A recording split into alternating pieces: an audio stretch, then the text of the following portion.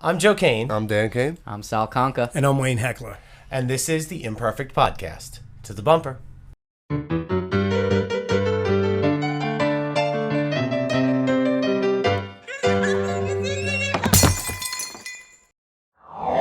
This week in the news. So this week, ABC relaunched their streaming website and app and taking nostalgia TV to a whole new level. They'll be streaming 38 throwback ABC shows for free, whether it's My So-Called Life, Ellen, or even Dinosaurs. What do you think about reliving your 90s, boys? I love dinosaurs. Not the mama. Put on the Nirvana music. Let's do this thing. My So-Called Life, I mean, who didn't love that show? I didn't watch it. Oh, sorry. I didn't. You guys weren't chicks like me. So in other news, the Walking Dead trailer will premiere on July 22nd. Everybody's waiting to find out what happens with Negan. Any of you guys Walking Dead fans? I don't even know. Absolutely, but I'm a little behind on Netflix. Oh, then you're not a fan. No. I like to binge fans. watch. No, I like to binge watch. I don't like to watch it 1 week at a time, so I like it better. This but is I have like huge. 5 episodes to go to catch up. No, So, I know. okay. They got a I'm whole watching. new, main character to the cast, Negan. And, So don't ruin it. Don't tell me anything. well, I'll be waiting with bated breath on July 22nd. So we also had this past week, first peek at Pennywise, the clown from the anticipated remake of Stephen King's It, which would be starring Bill Skarsgård. I know, Dan, you saw the picture of Pennywise. What'd you think? It Creepy? Looks good. I like it.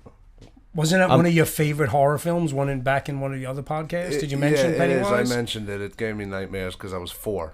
Okay. Well, It's a horrible idea. well, there's a lot of people that hate clowns based on that movie Yeah. in particular, I believe. Yeah. Oh, yeah. Well, there's an innate fear of clowns for some reason, and just putting a clown as the central villain in any movie is creepy. So, in other news, Star Wars fans have something to look forward to. Rogue One, Star Wars story trailer aired on ABC July 15th during Secrets of the Force Awakens, A Cinematic Journey. It's causing lots of questions since it will be the first major Star Wars release without featuring a Skywalker. Yeah. You guys up on this? I yes. am up on this. I haven't seen the trailer yet, but I'm looking forward to it. Yeah. I think this is nice because it's going to set up a whole new movies coming out. This won't be the first. This won't be the only one. They'll do a few like that and take it in a whole other direction. It's going to be Yeah. interesting. I'm excited to see the trailer. I haven't seen it yet, but we'll see what happens. that's all I got for the news this week. Reviewing The Purge, election year. Welcome back, and we are going to be talking about the Purge election year. So last week, we went to the theater to go see The Purge election year. And the brief synopsis here is that years after sparing the man who killed his son, former police sergeant Barnes has become head of security for Senator Charlie Roan, a presidential candidate targeted for death on Purge night due to her vow to eliminate the Purge. I'm going to start out with saying this is billed as a horror movie. Wikipedia says it is billed as a social science fiction action horror film. There you go. That probably gets it right. Yeah, I think that's pretty detailed. Yes. So it's That probably multi-genre. describes it. It's multi-genre. Okay, so the thing to me is it had a great storyline. It had a storyline that was moving. There were multiple things going on, multiple stories going on, and they were all coming together for the one overarching story. So that was my positive note for this movie. Yeah, and I mean, the synopsis I don't think does it justice. I mean, that whole synopsis is an underlying story tone, I feel like. You know, the political climate of this movie is much more overpowering, and the political message, I mean, for good reason. I mean, the whole thing is called election year. So yeah, they're really driving home the election aspect of this and the political climate of this and the haves and the have-nots, essentially. Right. And it really touches on like a conspiracy theory of depopulating the population or ever-growing population. Yeah. And that was the whole point behind it. And what it was is they're discovering that, how come the rich people, the people on the top, they're not included in this purge. I mean, specifically the politicians. So for this one election year, they pulled back those restrictions and everyone was going to be treated equally to try to show that there was no distance between the classes. Right. Yep. Yeah. And well, I actually don't even think that his backstory is as relevant as the senator's. Correct. Because she was, 18 years prior, a victim of the Purge and watched her whole family get killed, and she was spared. And she does a hell of a job. And- That's Elizabeth Mitchell. Yeah. From Lost. From Lost. So she does a great job. Yeah, Beautiful and so woman. now I love her as an actress, by the way. She's just awesome. So that's just a side note.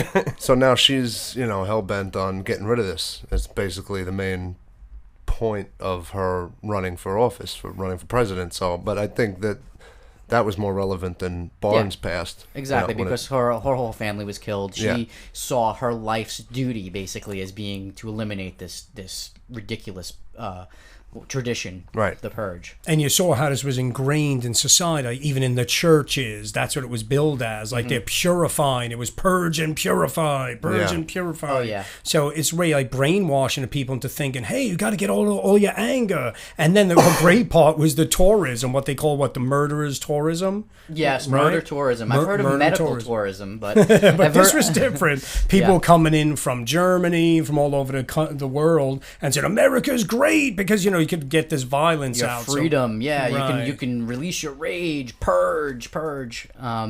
It was an interesting movie. There were elements of horror Yeah. in it.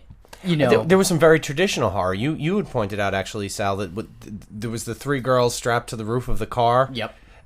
What was that? I was referencing Faces of Death. Oh, I said- Faces of Death. Because that whole scene was like a montage of the different ways people were dying. You had the three girls on the car. Yeah, tied to the hood of the car. That was very Yeah, it was a cool visual. scene. It was a cool It scene. definitely had a lot of horror elements to it. Did I imagine a guillotine or that? No, there was a Okay, guillotine. all Yep, right. there I was thought the I saw guillotine in the alley. Yep. In the Yeah, beginning. yeah. Yep, that was all part of that sequence. Little That montage, yeah. basically, as soon as the purge happens, right, the sirens go off, and it's just you got some people who It's are waiting mayhem. for the mayhem, and then it's just happening all around. And it was like Halloween, right? Even a merchant, she's like, it's Halloween, like selling masks. So Yep. this is something that's being built the entire year. So there's people out there that actually plan this. Okay, when Purge Day comes, we're going to do this. So it became a really big thing. Yeah, and one of the underlying story tones of that plan was right the young girl who comes into one of the main character Joe, who's played by McKelty Williamson. He's known for Bubba in Forrest Bubba Gump.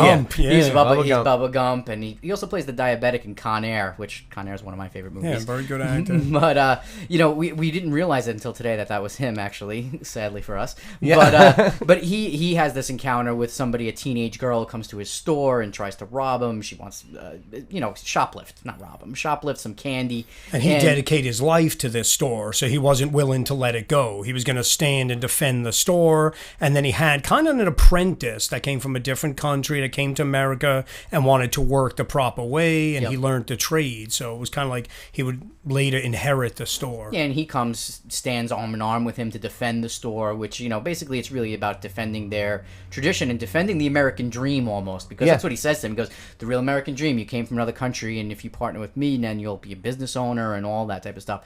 And it's fighting and bucking the trend of this young population, right? This young girl who basically we find out she just killed her parents, and now she's like, I'm going to come get my candy. So, it was interesting. Her death was inconsequential, but it was a fun little plot line there. It made for Well, some that good was the thing. It was a scenes. fun plot line. It wasn't anything. She had nothing to do with the overarching story of the entire story. It made the message that it's all about the candy. Yeah, pretty much. It's a strong motivation, right? Pretty much. But And the one thing we're not mentioning here is the lead actor, Frank Grillo. Yeah. Right, who's sent in to protect the senator. He's her confidant, right? And he's the one. Basically, everybody else is traded against her, right? They've all turned against her in some way, and he's the only one that's basically by her side, and he's a real badass. Let's put it that way. Oh, sure. His character is really awesome. I mean, he played Crossbones in Captain America. Actually, two of them, Winter Soldier and the most recent one. Yep. He Civil was also War. in the original Purge. He was also in the original Purge. He's the only character that's so far carried over through the Purges. Yep. His storyline is great. He plays a real badass, like you said. He did well. Yeah, no problem there. I think him and her, Frank and Elizabeth Mitchell. I mean, they hold the movie together. No and doubt then about don't it. forget the one who was driving around the triage car. She was kind of tough. I know. I didn't get her name. I don't. Okay. That's Lainey Betty Rucker. Gabriel. Oh, Betty in the Gabriel. movie. Oh, in the movie, her name was Lainey Rucker. Okay. But her actual name is Betty Gabriel. Is she in anything else? Is she in anything I'm assuming else? you have IMDb I up have there, IMDb up, yes. But she was good. She, the young girl who wanted her candy, she respected her because she wound up making a name for herself during these purges. Yeah, they thought, oh, you're the real badass. You're my role model. I look up to you. All that, and she gives the candy back. But lo and behold, we know what happens. And then we find out later that it wasn't. That's she changed her ways. Really, it's about the neighborhood. She just grew up kind of tough, and now she's a different type of person. Yeah. Betty Gabriel is really not in much of anything. She was in a movie called He's Way More Famous Than You Are, and she played like a hairstylist, and she was in a couple of short films. A movie called The Experimenter in 2015, and then Purge. She really is a new. And she did the job. Yeah, She was great. More of her. Yes, absolutely. We should give her a call. Let's see if she wants to be in any of our things. Again, overall, there was a lot of cool things that happened with this movie. Mm-hmm. Now, a lot of special effects. A lot of cool special effects. Yes, the horror elements, a lot of action going on, but at the same time. There's a message. There's a message in it, but at the same time, right, the movie's a little slow and drawn out. Yeah. It had a great quote line in it. Anybody remember it? Good night, blue cheese. Was it? I know something about blue cheese. But Yeah. I guess because blue cheese takes a long time to make. Maybe you got to watch the movie to get that quote and figure out what that is. But it was so good they used it multiple times. Yes. They did use it a couple times. Okay, now... in horror films, a lot of times you have a little bit of a cheesy element, and there was a lot of cheese stuff going on in here. We talked about the girl with the candy, and that was kind of a cheesy moment to me. There were a lot of things like that throughout the film, sparse throughout. Mm-hmm. Now I complimented the hell out of it and said, hey, there was some great storyline that was going there and this stuff, but to me there was a lot of cheese, like maybe a little too much cheese. Yeah, well, I think we sat outside the theater last night. A little too much blue cheese, yeah. We sat outside the theater last night and we're trying to figure out for ourselves even, well, I was, and it's like, the movie was action-packed, had this storyline that's flowing and there's action constantly happening, but how is it still that a movie like that could still feel slow?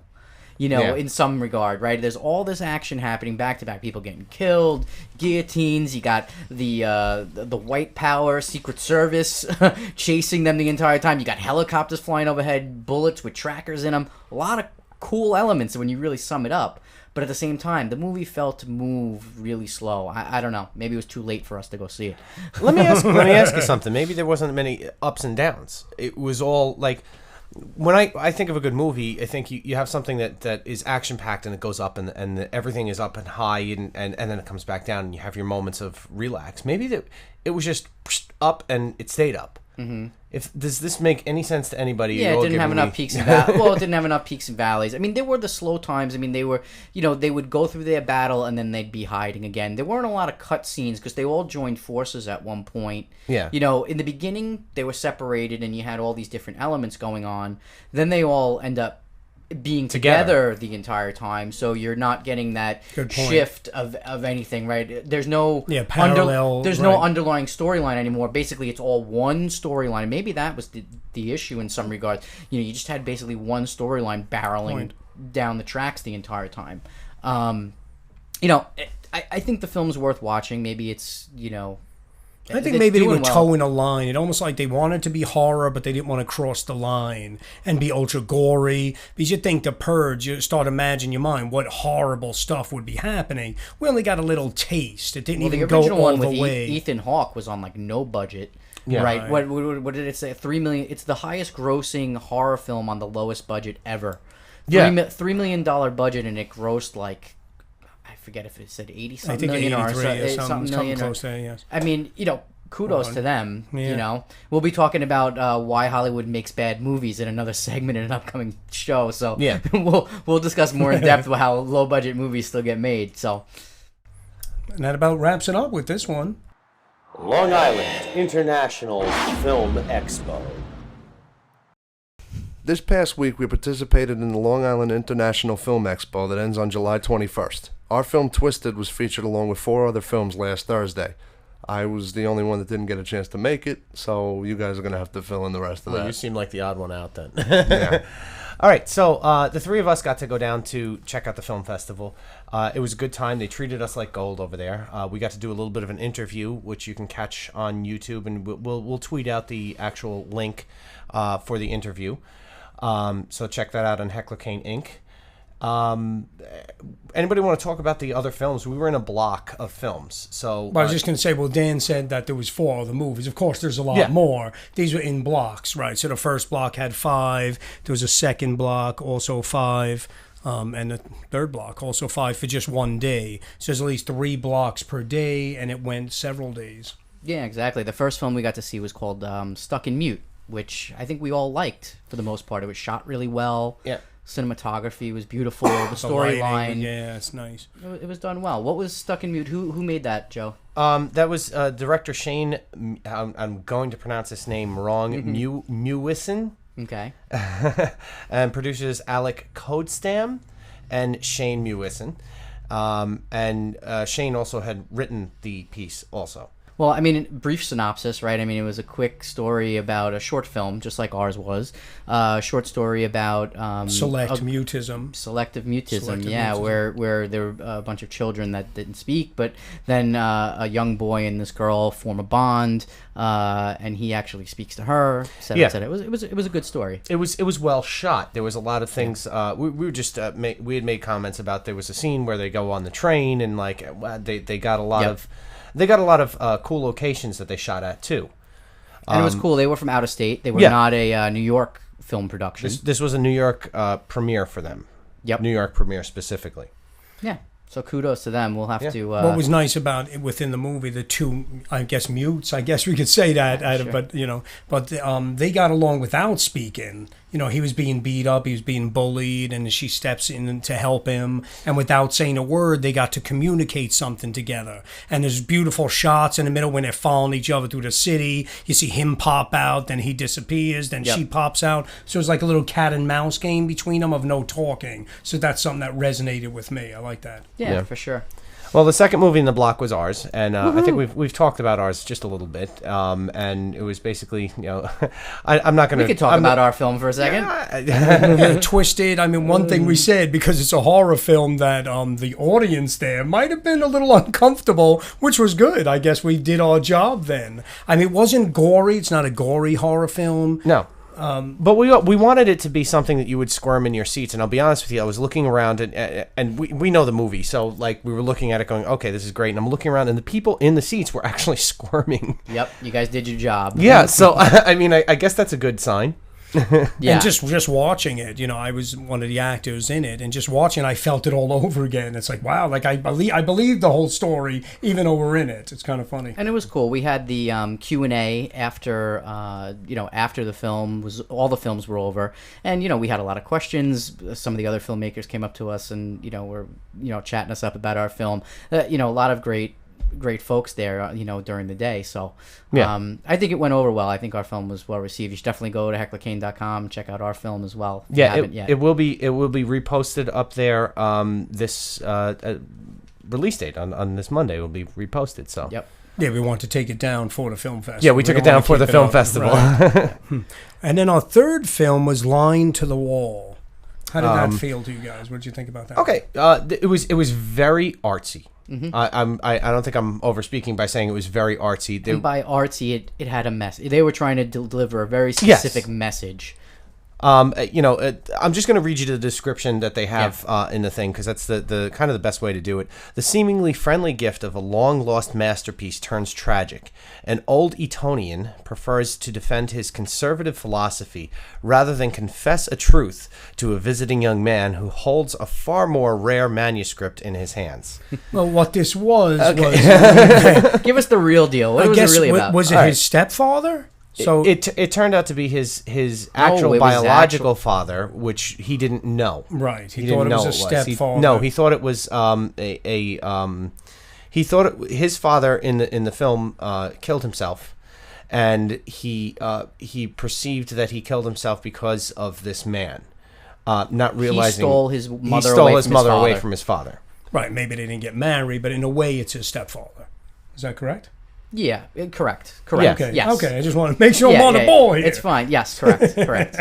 For all intents and purposes, All you right. betcha. Yeah. Close enough. Continue. Continue. But that's all irrelevant to the fact that this was Yes. a movie really about capitalism and socialism, and speaks to the times a bit with new money and their new money versus old money and their ideals and conservatism and all that good stuff. The filmmaker was actually there. He gave a very very poignant speech. I think he actually did an interview before us as well. His name is Walter Turney. He wrote and directed the film. So Yeah. and it was executive produced by Angel Acevedo. Okay. And I mean, listen, film was produced well. Yeah, absolutely. Sound was great. Oh, yes. Definitely more of what you would consider, like Joe said before, an artsy film. A lot more dialogue, a lot of longer script written, etc. So, but definitely one you'd want to check out. Next one comes in is we had the Carousel Man. They were a fun group, huh? They were Definitely. There was the whole group of them. This was a documentary now. Yep. Now this is about a specific man, Sal DiCecco. DiCecco. I got it. I'm the only Italian here. I can pronounce it. From Mount Kisco, is that where it was? Mount Kisco, New York. Okay. Really interesting fellow. He built a 1/7 size carousel replica, and basically this just documents his passion for the way he did this, and it took him 10 years to build. And basically, the documentary follows his trials and the tribulations. trials and tribulations. Good Yeah. analogy there. And it's really about is he just so passionate or is he crazy? Like how is he OCD? The filmmaker got up at the end there, and he said that he's crazy, but he said it with a passion that he's With a crazy love. with a Yeah. love for Yeah. him, not as a negative thing. Well, he was a very brilliant man because what he did, I mean, you want to see the documentary, but every aspect of building this carousel, he had to learn a new trade to accomplish it Yep. because he was the only one building it. So he had to learn electronics. I mean, And there's no way we could even describe it in this podcast. I mean, Yeah. we can't even translate to you how beautiful this carousel is. I mean, it's a piece of artwork, basically, is what he made. And eventually, he passed away in 2008. 2008, I believe. So unfortunately. this film's been sitting around, for a while, and they finally decided to edit and produce and release this to the world. And I think it's a great thing. I think it's something that people, when they see this and see how every aspect was handmade, and like Wayne said, he just perfected it. Everything from being an electrician to a mold maker to an artist. So really great film. Definitely go check that out. I think if you go to the carouselman.com, I think I found it online. You can go check it out. It was directed by Anton Evangelista and produced by Frank Leone. Yep. I think they were called comprehensive films or something like that. But and that carousel did eventually get out of his garage, and he got to display it. It was at a mall. And the mall in Mount Kisco, and then the mall went out of business. So the carousel does end up back in his garage again, and I know... And they're hoping it's only temporary, Yeah. right? We know his wife really wanted that parking spot. Yeah, the wife really wanted a car in the garage, which we don't know if happened yet. No, Because it really was a lot of big family sacrifice. We met the family Yes, who was they were part all of there. it, so it was nice to see them. The grandkids were there and everything. Yeah, Dan, you should actually check that out. It was a cool one to see just because of... It's something amazing that this guy was just a unique guy. You're not going to see anything like this anywhere else, Yeah. So. Yeah. Well, let's move on. The final film of our block that we were in was called The Guest, and it was, I believe, in Russian. I'm not going to 100% don't quote me Russian. that it Yeah, was definitely in Russian. I'm going with Russian. We're Yes. gonna go with Russian. Some kind of Eastern Russian European, language. I don't know. Yes. And it was all subtitled, so it was quite clear what was going on in it.